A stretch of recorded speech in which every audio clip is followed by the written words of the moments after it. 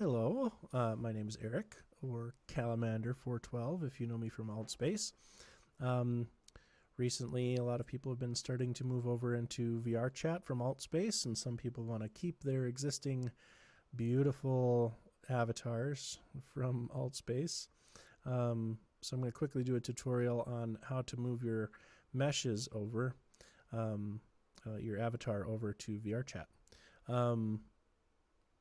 I am still working on trying to create maybe eyes and mouth movements for the avatars, but for now, I'm going to just talk about how to move your avatar over, and then once I update and get some other links in the description, then you can probably add eyes and mouth movements and stuff like that, and probably even be a little bit more capable than you are already in Altspace. So anyways, you'll need a few things before you get started. I have Blender. That's a 3D modeling program. Obviously, you probably already know about that. VRChat, the Creator Companion app here. That will download the correct version of Unity for you. It's where you hold all of your files, upload them to VRChat, and you can open up a quick launcher to VRChat to test out your uploads. So you need that. It's Unity 2019.4.31. I think it's F1. But you can get that from the VRChat creator. You'll need VRChat and Ninja Ripper. Ninja Ripper is a great program that rips 3D models from game engines while you're in the app. You can go here. You can go to ninjaripper.com/download. You can download it from their Patreon. You do have to subscribe, but you can cancel your subscription. But you do need to invest a little bit in Ninja Ripper for this style of moving your avatar over. You can, of course, 3D model it separately, directly in Blender if you want to do it that way. But I just prefer to rip the avatar over. Anyways, so I've got Ninja Ripper. I'm going to open it up here, and I have in my settings here, it's going to Altspace. That's where it's getting the files from and launching that program it's looking at that program when you start to rip. And then it has the working directory here. There are some more complicated things you can put in here, but I'm not super great about it. In order to set this up, you'll have to browse for your program, and there are a lot of tutorials on Ninja Ripper's website, so I will let you guys go through all that stuff just like I did to set everything up. In your settings, this is what I've been doing. I just leave my rip button as print screen. I save the local T-space and the world space meshes. If you uncheck local space T-pose, you won't be able to get the avatar in the right form. I tried it, and I didn't have the T-pose checked last night, and it gave me the avatar as it was when it was bent up and when the bones were adjusting what the mesh looked like. So you want to get the local space T-pose because that'll give you the blank model without any bending in it and stuff like that. Texture file format, I was using DDS when I did this the first time, and I've switched over to PNG. I don't think Blender really cares, but PNG sometimes work a little bit better with Unity, I think. So anyways, I switched to PNG just recently. All right, so we got those settings. I'm going to launch Ninja Ripper here, and with any luck at all, Altspace will open. I'll throw my headset on and get my avatar into this blank world that I've loaded. So as far as Altspace goes, I set up a completely blank world, and the reason for that is that I just then have fewer files to go through when going to rip these, when I need to go look for them in the Ninja Ripper files. So I'm going to go to my main menu, my worlds, if you don't know how to do this, they have tutorials on this too, but pretty much anybody can create a world in Altspace, and if you're here, you probably already have done this. So I'm going to enter my blank world. Oh no, that's who's Cam's world. Silly Mr. Eric. This will work. All right, so I'm going to get my code here. IRA 035. I'm going to get in the headset and join myself.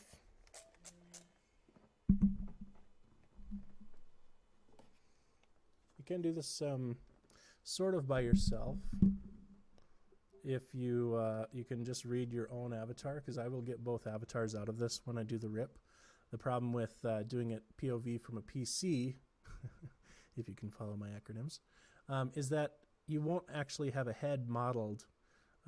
It might change if you like went in front of a mirror and then it had to, you know, then render your head, but it's kind of funny in that way.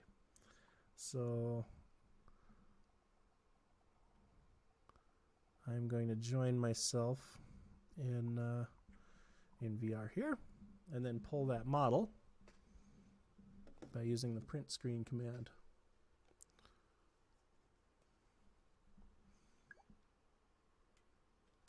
All right, you can see in front of the PC version, I've got my Calamander 412 avatar. I'm going to hit print screen here, and you can see the ripper working in the upper corner. Now it's all done. And I will show you where to find those files. If you want to, if something's changed and you want to take a different screenshot, if you're trying to get a whole world, you can look around with your avatar, and that will help you get all the models that are, sometimes if they're behind your head, they won't render, so they won't come out in the rip. So sometimes you might have to turn, click, and get another group of photos and meshes taken, and so that's how you do that. All right, I'm going to pop out of VR,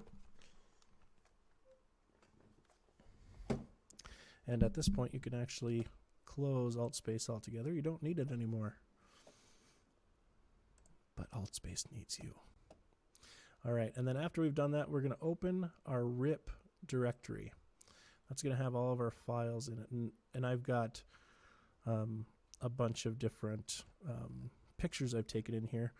Everything is organized by date, so I'm going to go to my Altspace VR folder for today's date and time, where I just took that screen grab, and I'm going to use the first one because I was looking at my avatar. So if you look in here, you can see the textures that are going to pull in. So at some point I will figure out how to get these eyes all correctly working and all that stuff. And you have the avatar meshes for both characters that were in the world there. This was Who's Cam, and then this was Calamander 412. And then below that you've got all the meshes. Usually the first like 3 are one avatar, and then the next 3 are a different avatar, so I'll probably just bring in the first like 6 or 7 meshes into Blender. And how we do that is we open Blender. So I'm going to, in the description, have a Blender file all ready to go that has bones ready to go for you. So all you'll have to do is link the mesh. One kind of cool thing about these is that I've gone through and these bones were provided from another creator on YouTube. So I can't claim to have created those, but I went through another tutorial and got these fingers to kind of follow each other's rotations. So that's kind of cool. Yeah, so, and that helps out when you're grabbing things in VR. So from here, I'm going to just go ahead and get into object mode, I guess. File, import. And once you download, you're going to have to get Ninja Ripper working with Blender.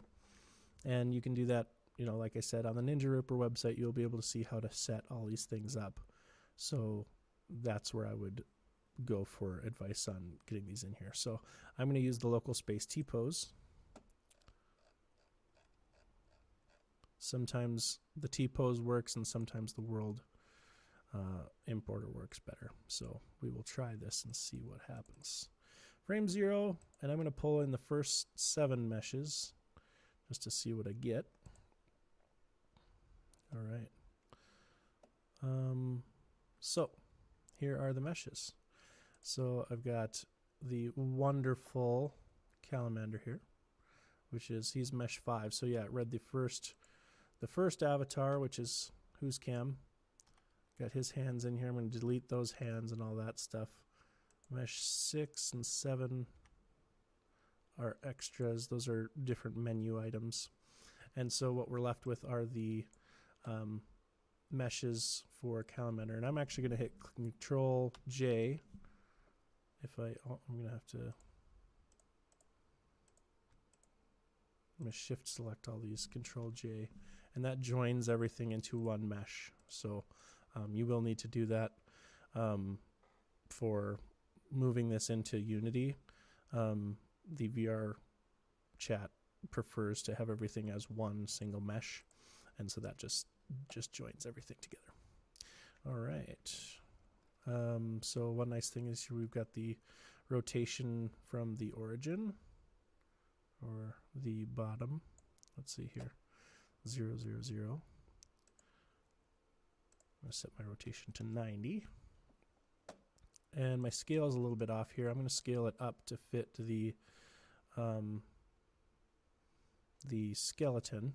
You may actually need to scale this down when you get into Unity, because it may come in too tall. But for now, we're just going to do this. I haven't bothered with setting up my scale because, you know, I just test it when I get into VR chat. Anyways, so you want to get your mesh. I'm going to go into wireframe here. You want to get your mesh to the point where the bones and stuff are going to line up well, or at least close to well. You can change your origin. I try not to do it, but you can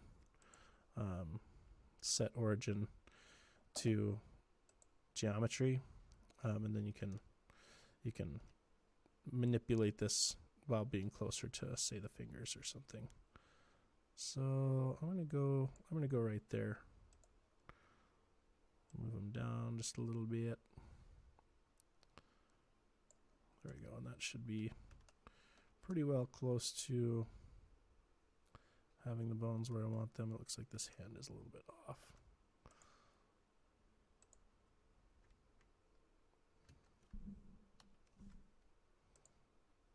But that's okay. You can pose these things.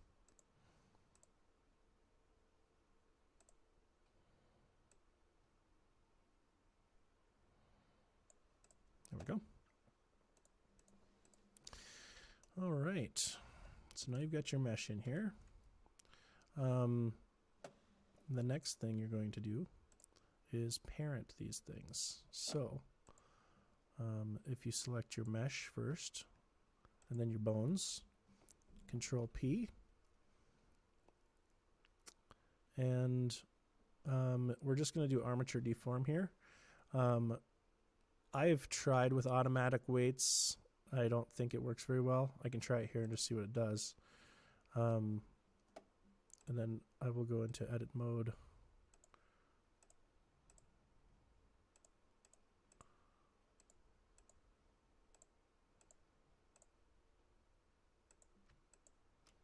Select both of these. Weight paint. And then if you hit control, then you can select separate bones. I don't think this automatic mapper has done anything.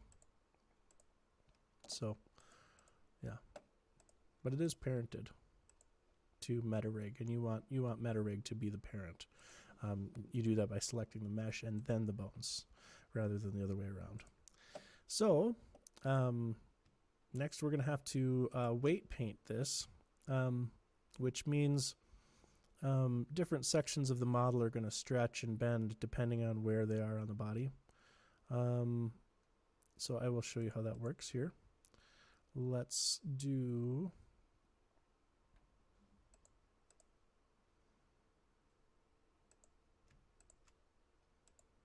weight paint. mode. Let's just start with the head. We'll start with the head. So control, select your bone. And then for this bone, because it's manipulating the entire head and I don't need it to do anything fancy, I'm just going to draw everything full strength, 100% red. Everything that's in red, and you can see this model is kind of moving. That's because it's now being attached to the spine, the bone, where it's been posed to. So you can see, like, if that's not selected, then it's not. If I go into wireframe, I select the bone, and then I can go back pose mode, and I turn on my texture. You can see that the points that I've selected to be manipulated by the bone, with indicated by red paint, they now are manipulating those pixels or those points on the mesh.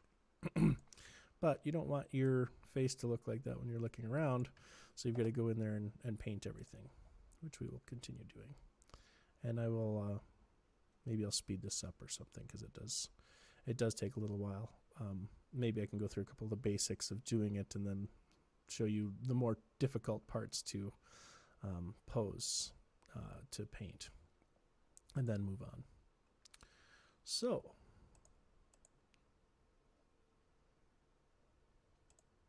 object mode, I'm going to select my skeleton and then my mesh, and then go into weight paint. Control click on the bone that I want to be active as I paint, and paint away until I have everything for the head selected. There is another way to do this. It's a little bit, I don't want to say it's more complicated, it's just a different process. But you can set up vertex groups, which is pretty nice. Let me try this here. So I'll show you. If I go into object mode, I'm sorry, actually edit mode, I'm going to go into wireframe. I'm going to click off so that I'm not selecting any of those points. And I'm going to lasso select, so I can do this. So you have all these selected. And now you can go to Vertex, Vertex Groups, assign to a new group. You can go over to your, let me see if I can find it here.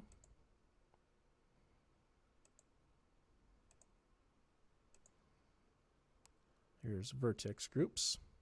So I've just set that up, and I can have all these other different vertex groups already set up. These are actually bone designations. So there we go. So I've got that new group, and I can call that head. And then when I go back to object mode, I select the mesh second, weight paint. Now you can see that everything that I've selected has gone to the head. And this bone is named head, and when they're named the same thing, the bone and the vertex group, when they're named the same exact thing, so like if you wanted to do toe right R or toe right, you know, it says toe lowercase dot capital R. You don't have any toes because you're an Altspace avatar, but if you wanted to, you could create a vertex group labeled the same thing, select your vertexes. The vertexes are those little points on your mesh, and create a group like this.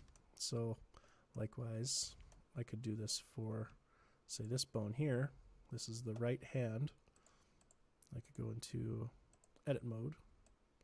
I could select the entire hand.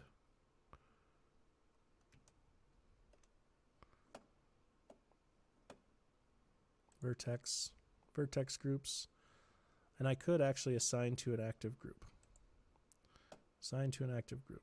So now I will go in here. I will find, I was just about to it, wasn't I?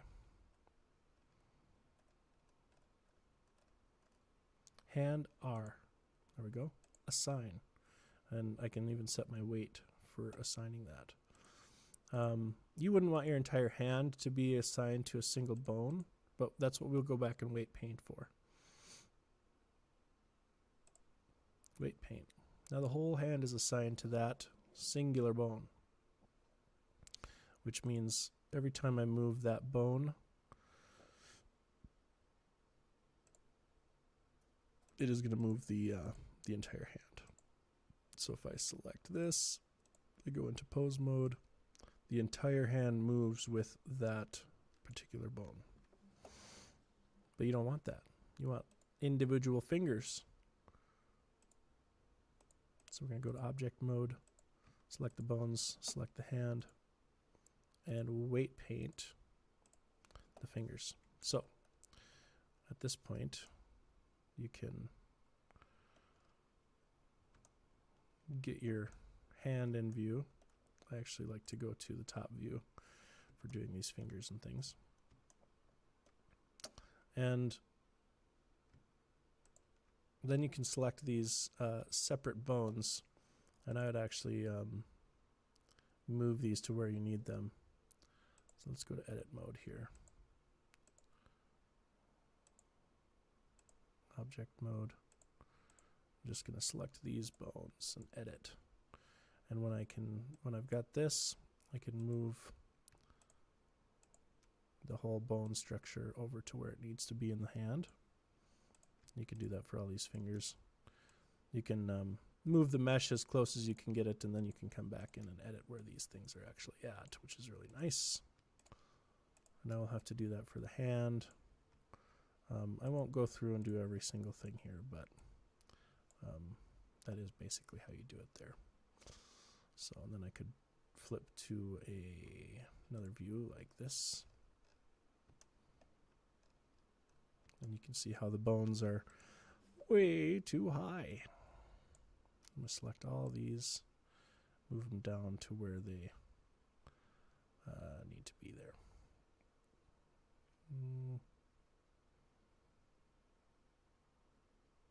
What about there?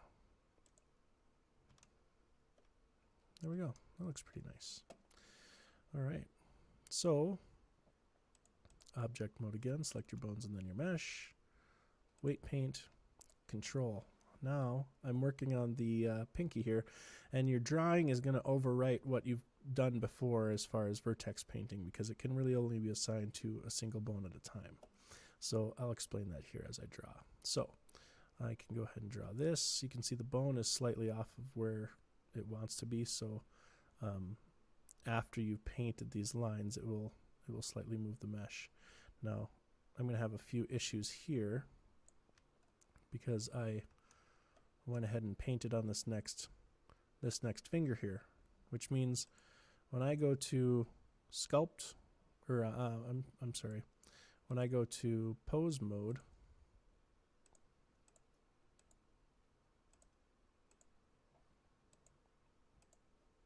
those vertexes are going to get pulled over when those ones that were just painted there. When I move this finger now, it's going to pull those. So you can see these vertexes, these points of the mesh that were painted are coming up from the next finger. So to fix that, we're going to fix that pose. We'll just keep going with weight painting. You go down here, you change the weight of your paint to 0, and then you can go through here and you can delete on these vertexes. It's actually a little bit more useful, I think, sometimes to have your wireframe on top, because when you're painting this, it's taking a vertex position. So if you paint in here, you're not really going to actually paint anything, but as soon as you paint a corner or a vertex, it's going to paint where the area that was really close to that vertex. So see that as soon as I get close to a vertex, it's canceling out what I've just done. So yeah, and then if you turn your weight back up again, then you can go back and you can increase the weight in certain areas on your meshes.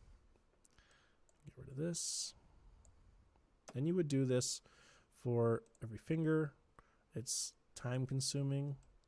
It's not the funnest thing known to man, but it will get your avatar ready for the wild west of VR chat and all the finger bending that will ensue.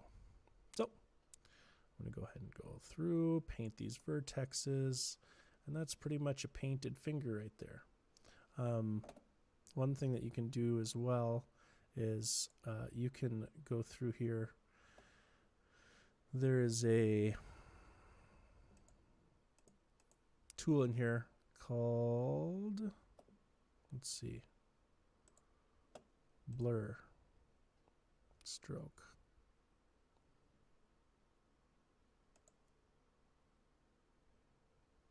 Another tip here is if you change your brush to something flat, it'll paint a little bit flatter as well.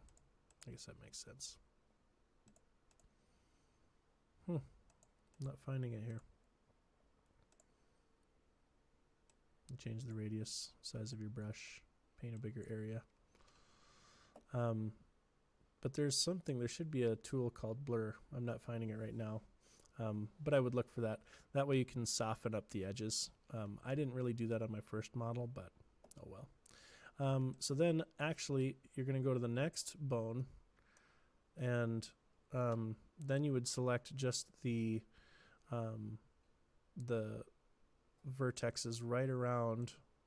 I'm going to lower my radius and my strength here and get rid of these. Oops. You go to the next bone, and then you just draw around that bone, because you want that bone to influence just that section of the finger. Flip back and forth. It's actually cutting through the entire finger now for me. Control, get the last one here. Make sure you get all the vertexes as well. If you don't, if you miss some, you're going to have some weird bendy things going on with your model.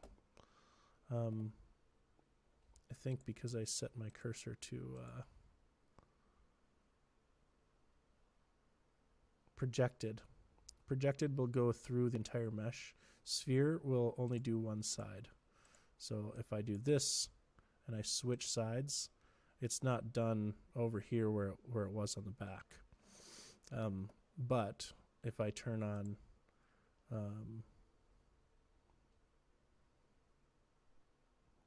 the projected fall off, then it will go through the entire mesh on both sides of the finger. So you can do it both ways. Anyways, I don't want those to be painted, so I'm going to do that. I'll leave on projected. And so now I've gotten these different sections, and as you go back, you can see what gets overwritten. So like, I had painted this entire finger for this bone, but it was overwritten by me drawing this section of weight paints, because it can only take so much. You don't want both bones influencing the same portion of the model, otherwise it would always break.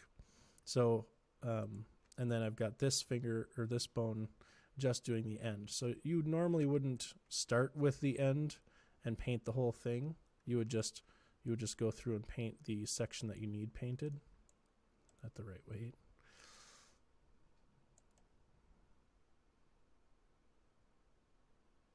Like so. And that's a little bit wild out there, so you might want to rein in your erroneous weight painting. Probably lower your size and all that stuff. And then instead of doing the entire finger like I did, you just move on to the next piece of finger here, and so on throughout the entire model. And you're going to do this for all the different sections of your model that you want to be manipulated by the bones that are directly correlating with that, that area. So, for instance, here's another thing where you can set up a vertex group, and it's kind of helpful. But for right now, I'll just paint it. And like I said, I'll probably move on pretty soon here, but for this shoulder bone, you might want to just do a section sort of like that. And it's projected, so it's going through the entire thing. I'm going to switch that, fall off sphere, and turn the strength down because I don't want his... I just changed the weight, come on. Oh.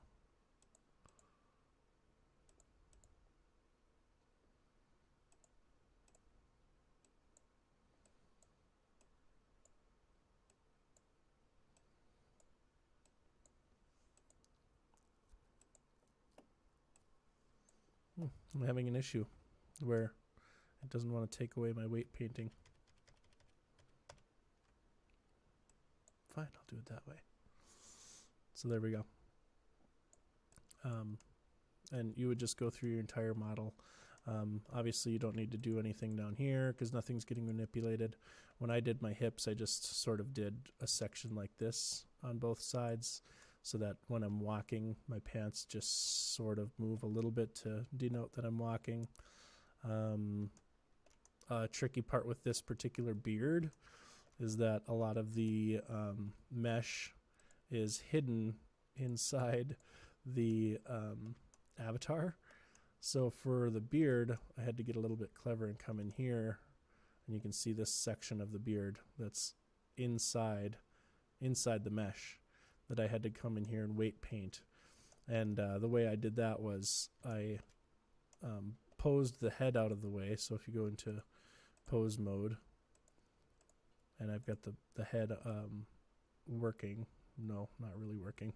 But what I did was I moved the head all the way out of the way so that when I came into an object mode, I've got those both selected and go into weight paint.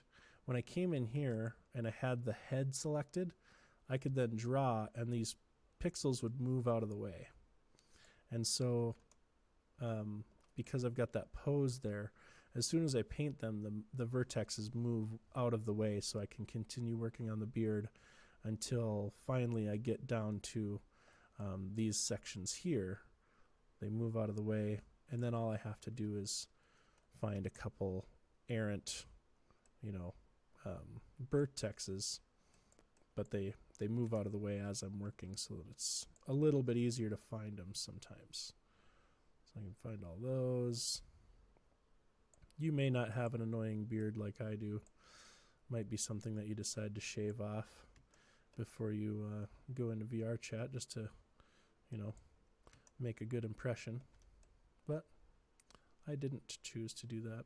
And so I'm stuck vertex weight painting all of these weird things. And that's...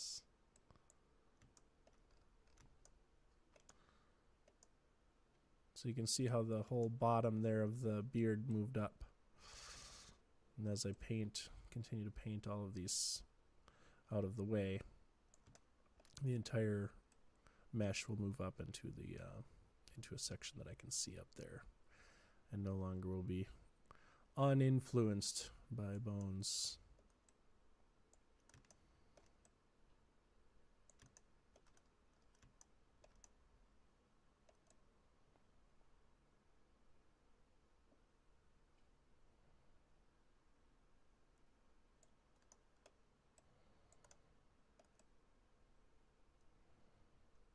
There you go. So that's how you can get some sections that are hidden out of the model. All right. So once you've done all that, I'm going to get my pose mode back to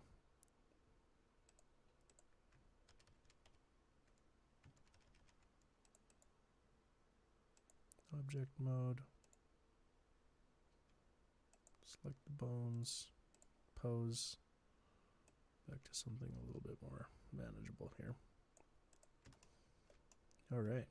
So once you've got that done, you're going to click File, Export, export as an FBX, and then name it whatever you're going to name it. I have a special section for all of my avatars here that we're moving over. I modeled eyes onto this one, and that's probably the model I'll open over in Unity here when we get over there. So yeah, export as an FBX, and then we'll have to locate the materials in a little bit in the next section here. All right. So after you've done that, you've exported your FBX and all that stuff. You can go into your projects here and you can add a new project that will create files for a Unity project that has all the things that VRChat needs to run. So I will click on my existing projects. This is the latest one I did, Cal3M. And I will open the project. If you want to, you can add different things in here. So like audio link, these other things. I haven't really delved into these tools too much just because I've just started moving things over. But there you go. So I'm going to open my project. It'll take just a little bit to load the packages and things for Unity to run.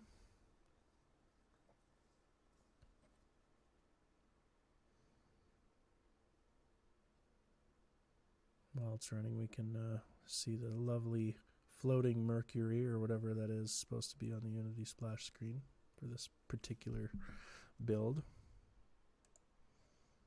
All right, I'm going to get this in view here. So this is my my VRChat avatar version of Calamander. You can see I pulled in the mesh. I did do a little bit of 3D modeling to give him some eyes and eyelashes or eyelids, and I just did that so that I actually also added bones into the eyes so that you can move them around. I'll show you a little bit of that here. So you got to sign into your account. This right here is the builder. This is how you will upload for Altspace, or I'm sorry, VRChat. It's sort of like the Altspace uploader, but it's just a little bit different. Right here, you can see already that I've got different warnings and things on my avatar. Like this one says, the angle between pelvis and thigh bone should be close to 180 degrees. This avatar's angle is 156. I didn't think they cared about my pelvis and thigh bones, but mostly because they're, pretty non-existent. But yeah, it'll make your walk look funny. You'll walk like maybe if my angle was wider, it would look like John Wayne or something walking around the Wild West of VRChat. Anyways, so I can switch my build target to Windows or Android, and you'll have to do it both if you want to do the PC version and the Quest version. And there are different requirements for both. Obviously, the one for Android for the Quest and the Quest 2 has lower lower requirements, meaning that you have to have a lighter model and everything in order for it to work over there well. So anyways, when you come into here, your avatar is going to pop in looking like this. It's not going to have any materials assigned to it, and you will have to create those materials. In here, you can click Create, Create Material. You can name this material whatever you like. Cal Material. Now, I've gone ahead and found my texture that I'm supposed to use for Calamander in my file folders. So if I go in here, you can look up your folders for Ninja Ripper. So in mine, it's actually in Eric, app data, roaming, Ninja Ripper. I'll go to that single frame that I took earlier with the on January 10th, frame 0, and then I can go in here and I can, if I wanted to bring in the new textures, actually I will do that. bring in the textures for I actually changed my avatar's colors. So you can see here, they're very similar, but they're different. So in my cal material, I'm just going to drop this into the albedo, and that will be the new color. You can mess with the smoothness, different things like that. And the shader. For mobile, you need to use VRChat mobile, and then you can use standard light, or you can use ToonLit. ToonLit's kind of interesting. I'll show you what that looks like. Whoa! Not a great look, Cal. I think this is because this is a PNG texture that maybe some of it is see-through or something. So maybe ToonLit is not the way to go. Maybe I'll do VRChat mobile standard light. Still looks really weird, but this texture works. So maybe this was for a different avatar, or a hand or something. Oh yeah, maybe that was just a hand texture. That looks like it was a hand texture. So anyways, there you go. Beyond that, after you've got your character has color in their blushing cheeks, ready to go to VRChat, you need to make sure that all your bones and everything are set up correctly. I'm going to move over to the other calamander because he's already set up. One problem you will have in here when you get these things in is that your bones and everything are going to need to be remapped. There may be a better skeleton that exists out there that doesn't need to be remapped when you come in here. But for now, it has just been kind of an annoying thing. So when you select your model down here in your window here, I should show you how to import that quick too. What you'll do is you'll go to your project file. For me, it's in my cast avatars, and you just drag these into Unity. You probably already know how to do that. I think this is the one that I had to bring in there. CalScal test 2.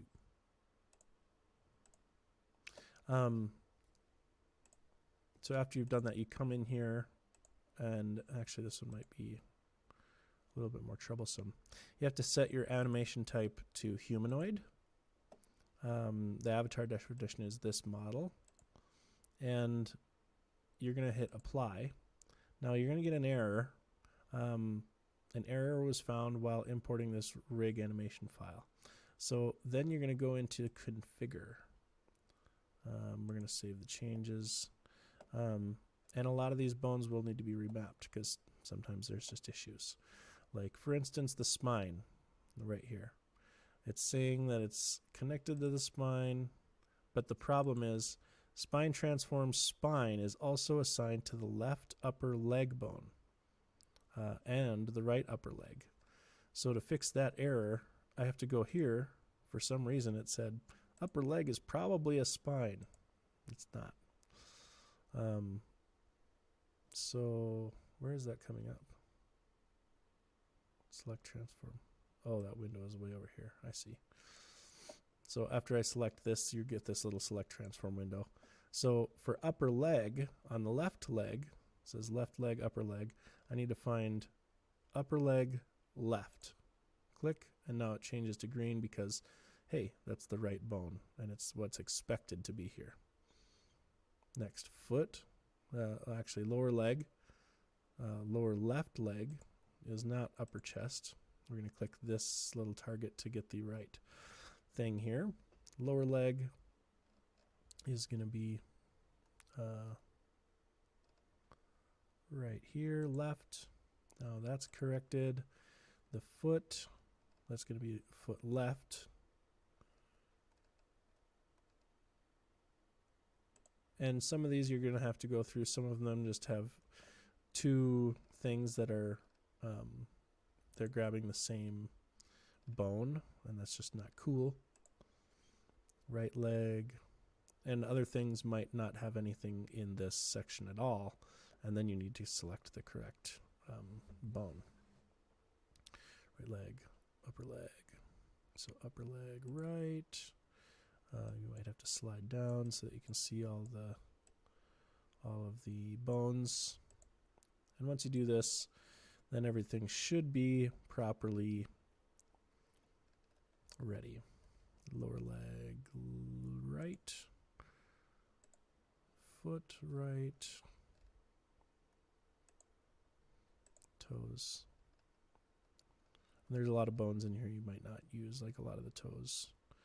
You're just not going to use any, like toe left end. You know, there's lots of different sections that none of that is going to be anything that you actually need. Toe right. There we go. So now everything in here is green. You can also go through, like for this section, I actually, for this model, I created eye bones that that moved my character's eyes. Let me see if I can get. No, I can't. I'll show you when we get into the proper thing there. You can also do the chin, the jaw, if you model in a mouth. That's going to be the next step that I'm going to start doing. Here's something. So all of these bones did not automatically map. So for these, we're going to have to do that for the computer. So I've got the left hand here, the thumb, and I've named all these already. So proximal means it's the first bone here. So actually, I think you can select it like this. Oh, here. I think if you drag, let me see what I'm doing here. If you drag this bone in, then you can get it to go in there. It's going to show an error for right now, but that's okay. Thumb left.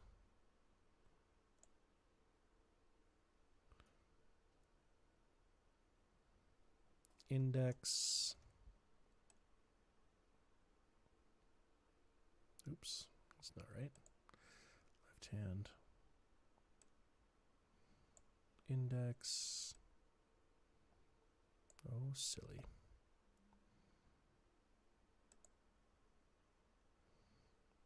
Left arm upper. Upper arm left. Some of these are going to have errors. It says left from proximal is not a child of left hand transform. So if we go back to the body, left hand transform, it's got, and it will do this sometimes, it will put in finger bones for the arm and hand. And once you fix that, so you're going to go lower arm, left arm, and I think this is actually called forearm. Yeah, forearm left. So that's why it gets confused, because some of these things are misnamed. So I might go back and fix lower arm in the bone structure to be called lower arm here as well instead of forearm, so that there's fewer issues with automatically loading in these meshes, because this is kind of a pain and I apologize. Left arm, we're in hand here, hand. And now once you've done that, when you go back to your left hand, everything should be green. That thumb proximal is changed to green now because it knows that it's coming off of the hand bones and that the entire process is going to work. All right, index intermediate. Index distal, that's going to be the last little section here. Middle, proximal. It's nice when you can drag them through like this, otherwise you have to sit there through here and look through a list for like this one. Ring, left, 1, and I've named them 1 instead of proximal, intermediate, and distal. So ring left, base corresponds to proximal. Ring intermediate is the next one here. No, I'm sorry, ring intermediate. ring distal, little, intermediate, distal. A little bit tedious, but once you get this done, then everything will work correctly in VRChat. Same with the other hand here. Go through and select all those bones. All right, and once you've done that, you should then have pretty much everything ready to go here. Now it's going to say a VRC Avatar Descriptor is required to build an avatar. No. What we're going to do is, we're going to get out of here.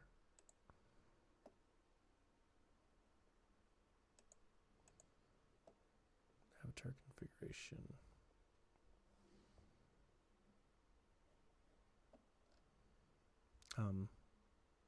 After you've done all this, you want to click apply and then done.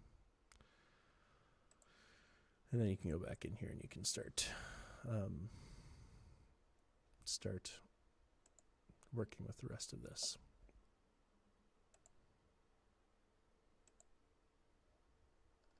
All right. So the next part here, when you went into here, the builder was saying that I needed a avatar descriptor. That is over here, and this won't automatically come in for you. So I can delete that. That's what I was just... actually, I won't delete it because I don't want to cause any crazy issues. But actually, so when you've got your avatar selected in the hierarchy here, you'll go to Add Component, and then you can type in VRC Avatar Descriptor, and you can add that in. Obviously, I don't need two of them, so I'm going to delete this, remove component, and so I've already got this here. This is the area where you'll do some of the more interesting things with visemes and things like that. For instance, right here, I've got my eye bones in here, and I can actually preview what the eye animation is going to look at. So looking straight, I've programmed in here 90 degrees, but as you can see, I can manipulate my eyes, and you can see that I wouldn't really want it to go over 90 degrees. So this is the section where once you get into doing eye bones and different things like that, you've got pupils that are on a separate layer. You can manipulate here. So I've got it set to 90 degrees is my looking straight. Looking up, when I preview it, that's as high as I really want the avatar's eyes to go. Looking down, that's as far down as I want it to go. Looking left, I would change one of these rotations, so that's as far left as I want them to look. Looking right, that's as far right as I want them to go. And you can preview all these and see what it looks like. Eyelids, you can add in eyelids.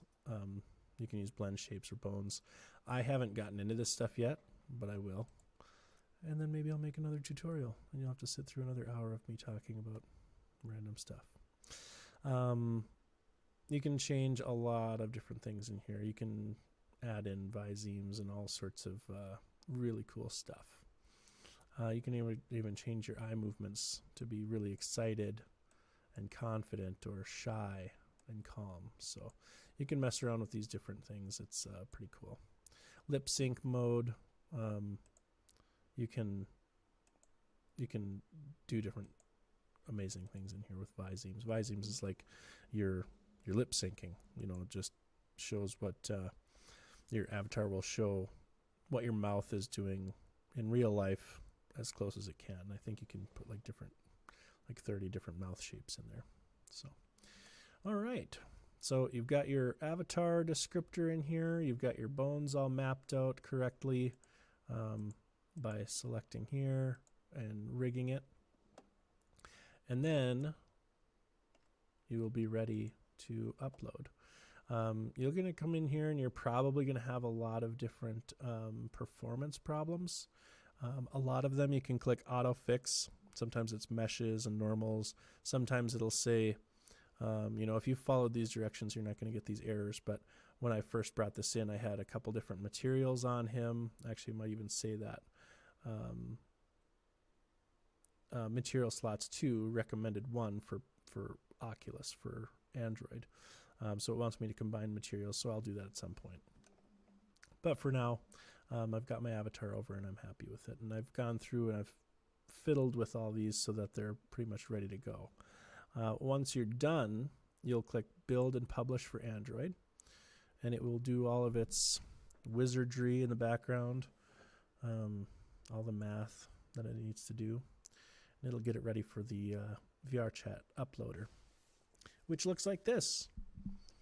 Upload an image. I've got a very silly image here. The way that you manipulate this, it says move the VRC cam to your preferred position for the preview image. What you do is go back into your scene, find your camera. It shows you the camera preview here. And if I can unlock it, I can move my camera into a certain location. Say I want to be really creepy and look right into the, get your camera preview here. I go back into here, it will change the image to something different. So I've already got an image in here, so I'm not going to change it. I'm just going to leave it as that. I mean, they're not much different, but whatever. You can use your description. You can change the avatar's name, and you can set it to private or public. Cross-platform, this will use it for your fallback, which is when you have no other avatar, or you're in a space where it doesn't allow certain avatars, it'll fall back to this. And you need to check that you have rights to upload this content. With avatar models from Altspace, it's a little bit fudgy, but no one's gotten after me yet, and if Altspace implodes, I don't think anyone will care. It's not like I'm making money off of doing this. So there you go. So you've got all those things there. And then you can click upload. And I'm going to skip that for now because I've already done it. And after that, then you're ready to go test it out in VRChat. So what I'll do here is I'm going to launch VRChat.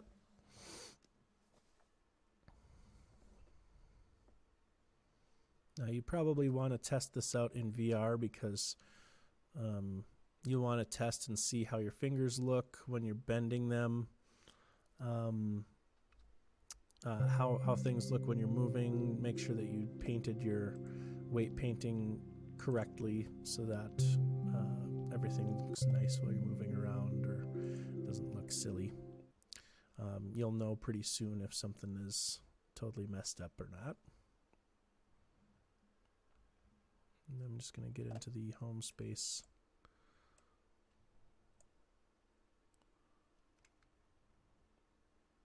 You can go check yourself out in the mirror. And there we have a working avatar. So I added eyes to this guy, so you'll see his eyes, they do have like a momentary, a little bit of an animation to them. And that just makes the avatars feel a little bit more alive. You can also see my hands are bending there, my fingers, and they've got some slight animations for the arms, even though I'm in PC mode. So, yeah, and you can see my legs kind of wiggling back and forth, and my bones are all set up correctly. I had some issues with because there's no arms and legs, but so far, so good. You know, the bones are there; they just don't operate anything. So there you go. That is kind of what you need to know for moving your avatar over to VRChat from Altspace. I will update this if I get more information on eyes and visemes and stuff like that. But for now, this is what I've got. And I'm sure there's other people out there much smarter than me doing better versions. So, all right. Thank you very much. Have a good night.